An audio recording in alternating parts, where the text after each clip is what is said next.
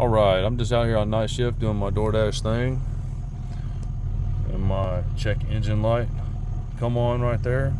So I think I know what it is, but it's the end of the shift. We're gonna check it out. We're gonna use this code reader right here. I bought this at AutoZone for about $100 a little while back. I'm gonna show you how to locate where it goes. Just a simple little information on how to plug it in, how to find out what's wrong with your car, what's going on in your car, and how to determine what to do with the information that it gives you. This is just your basic code reader right here. They come in different brands, makes and model. It's just your little screen, a few buttons. It's universal. It's all going to give you the same codes. You don't have to worry about different codes or different. It's all the same stuff. It's just like having different cell phones, and just you know how to use one, you can use another one.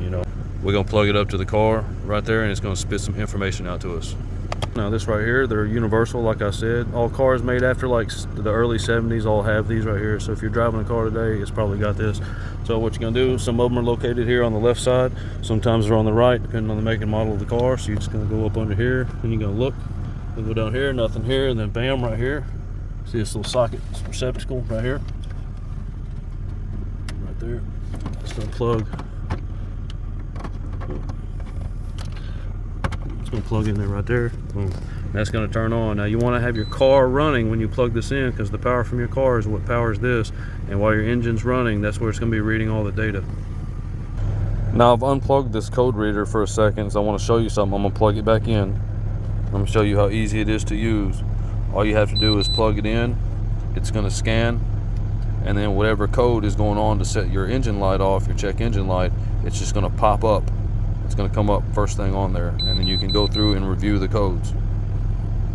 Bam, right there. Now I said I already knew what this was. I'd already confirmed with my mechanic the other day that the catalytic converter was having an issue, and he said it's going to set off a code. He told me what it was, a P0420, so I already know what that is. We can cycle through it anyway. Here you're going to have a menu button.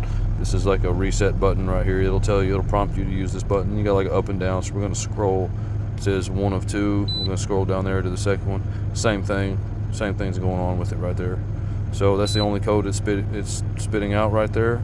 I already know what that is, but that's how you check it. You just plug it in, and it's going to shoot it up right there. So what do we do with this code? Well, we put it in Google, of course, and boom, it's going to give you an explanation of what the code means. And even if you don't know much about cars, this at least gives you a place to start and informs you what part of your car is giving you trouble. And with just a bit more research, you'll have some idea what it will cost or take to get it fixed. All right, so there we have it. It's a code. We confirm that it's a code that I'm already aware of. There's no new problems, and the parts are already on the way for that, and I have an appointment scheduled to get that fixed. And that's how you use that. Very simple.